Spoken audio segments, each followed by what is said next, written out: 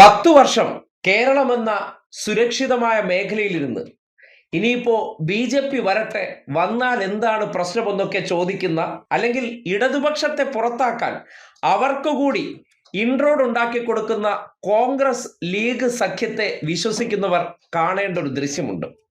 ബീഹാറിൽ ഈ അടുത്ത ദിവസമാണ് നിതീഷ് കുമാർ എന്ന മുഖ്യമന്ത്രിയെ മാറ്റിയിട്ട് അവിടെ സംഘപരിവാറിന്റെ നേതൃത്വത്തിലുള്ള സാമ്രാജ് ചൗധരി മുഖ്യമന്ത്രിയായി സ്ഥാനമേറ്റോടെ ദരിദ്ര നാരായണന്മാർ വാഴുന്ന നാടാണ് ബീഹാർ എന്ന് പറയുന്നത്. കേരളത്തിൽ ഇരുന്നുകൊണ്ട് സംഘിസ്ഥാനുകൾ കണ്ടുപഠിക്കൂ എന്ന് ചില സംഘികൾ വായ്ത്താരിയിടാറുണ്ട്.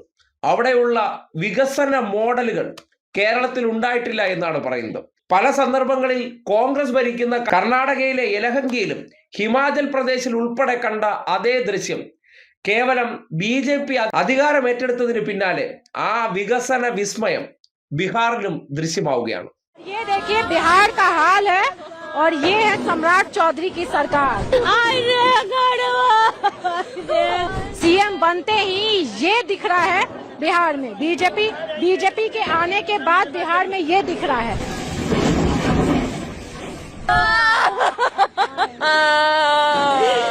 देखिए किस तरीके से घर को तोड़ा जा रहा है और दोस्तों बिना नोटिस के घर तोड़ा जा रहा है। सोचने वाली बात है, कितनी शर्म की बात है। डायरेक्टली ये लोग प्रशासन को लेके आए, बीटा थाना पटना थाना जो भी है सारा प्रशासन आके मारना शुरू कर दिया है।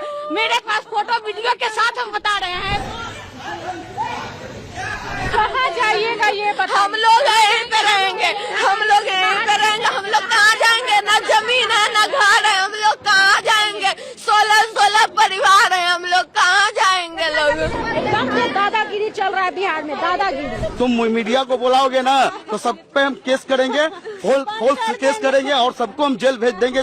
बिना नोटिस के घर को तोड़ना ये कहाँ तक सही है ये बताइए। किस तरीके से लोगों को बेघर किया जा रहा है, घर को तोड़ दिया गया कि जैसे मुख्यमंत्री चेंज हुआ वैसे आपका घर तोड़ दिया गया। सम्राट चौधरी मुख्यमंत्री बन गए हैं और जैसे मुख्यमंत्री बने अपना बुलडोजर का पावर आम जनता गरीब जनता पर दिखाने लगे। यही बुलडोजर का पावर क्रिमिनल पर दिखाइए, आतंकवादी पर दिखाइए। नीट की छात्रा के साथ जो मनीष रंजन किया है उसके घर पर बुलडोजर चलाइए, उसके हॉस्टल में बुलडोजर चलाइए। आम जनता का घर तोड़कर आपको क्या मिलेगा? बिना नोटिस के बिना मुआवजा का घर तोड़ साल से परेशान कर रहे हैं लोग। हम लोग धक्का दे दिया है, मारा है बहुत, पूरा सब देवर लोग सब पूरे परिवार के हाथ गोड़ तोड़ दिया है, मारे तुम्हारे। കണ്ടല്ലോ, അധികാരം കിട്ടിയാൽ ആദ്യം ചെയ്യേണ്ടത് ജനം സുരക്ഷിതമായി തലചായ്ക്കുന്ന ഇടങ്ങൾ ഇടിച്ചു നിരത്തണം. ഏത് ജനങ്ങൾ? അത് പ്രിവിലേജ് ഇല്ലാത്ത ഹിന്ദുക്കളായിക്കോട്ടെ അല്ലെങ്കിൽ ഇതര മതസ്ഥരായിക്കോട്ടെ, എല്ലാത്തരം മനുഷ്യരോടും ഇത് കാട്ടത്തില്ല. ജാതി രാഷ്ട്രീയത്തിന്റെ വക്താക്കളായിട്ടുള്ളവർ സാധാരണക്കാരായിട്ടുള്ള മനുഷ്യരെ എങ്ങനെയാണ് വികസനം കൊണ്ട് തെരുവിലേക്ക് വലിച്ചെറിയുന്നു എന്നതിന്റെ ദൃശ്യമാണ്. സ്ത്രീകൾ ഉൾപ്പെടെയുള്ളവരുടെ നിലവിളിയാണ്. ഒരു പ്രാദേശിക മാധ്യമമാണ് അതെടുത്ത് പുറത്തേക്ക് വിട്ടിരിക്കുന്നത്. മുഖ്യധാരാ മാധ്യമങ്ങളെല്ലാം സംഘപരിവാറിന്റെയും അവരുടെ നിയന്ത്രണത്തിലുള്ള കോർപ്പറേറ്റുകളും ഏകദേശം വിഴുങ്ങിക്കഴിഞ്ഞു. അവരൊന്നും ഇതിനെ സംബന്ധിച്ച് വാ തുറക്കത്തില്ല. ചില പ്രാദേശികമായിട്ടുള്ള മാധ്യമപ്രവർത്തകർ, അവരിലുള്ള മനുഷ്യത്വമാണ് ഈ ദൃശ്യങ്ങളൊക്കെ പുറത്തേക്ക് വരുന്നത്. ആ സ്ത്രീകളുടെ ഉൾപ്പെടെ കരച്ചിലെല്ലാം കണ്ടിട്ട് ഇന്നലകളിൽ അവർ ഒരിടത്ത് മഴയും വെയിലും കൊള്ളാതെ രാത്രി അവരുടെ കുഞ്ഞുങ്ങളെ സുരക്ഷിതമായ ഒരു ചെറിയിടത്ത് അന്തിയുറങ്ങാൻ അവസരമുണ്ടായിരുന്നു, കാച്ചിക്കുടിക്കാനായിട്ടുള്ള സാഹചര്യമുണ്ടായിരുന്നു. അതിനെ നിർദാക്ഷിണ്യം യലഹങ്കിയിൽ എന്താണോ കോൺഗ്രസ് സർക്കാർ നടത്തിയ ബുൾഡോസർ രാജ്, അതേ ബുൾഡോസർ രാജിന്റെ ദൃശ്യമാണ് നിങ്ങൾ കണ്ടത്. കേരളത്തിൽ കഴിഞ്ഞ 10 വർഷത്തിനിടയിൽ ഒരു മനുഷ്യരുടെയും ജീവിതങ്ങളിലേക്ക് ഇതുപോലെ ബുൾഡോസറുകൾ ഓടിക്കയറിയിട്ടില്ല.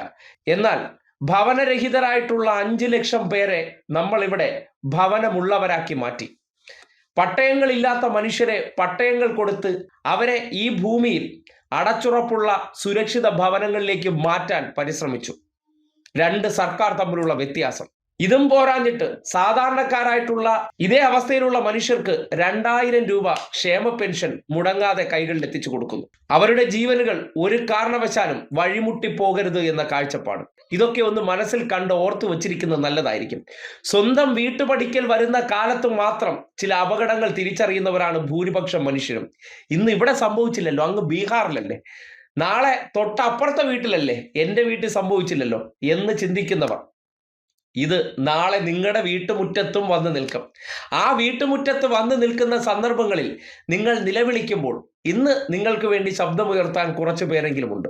ബീഹാറിൽ ഉൾപ്പെടെ അങ്ങനെ ശബ്ദമുയർത്തുന്നവരൊക്കെ കോൺഗ്രസ് ഭരിച്ച് അവിടെ സംഘപരിവാറിനെ വലിയ രാഷ്ട്രീയ കക്ഷിയാക്കി മാറ്റി.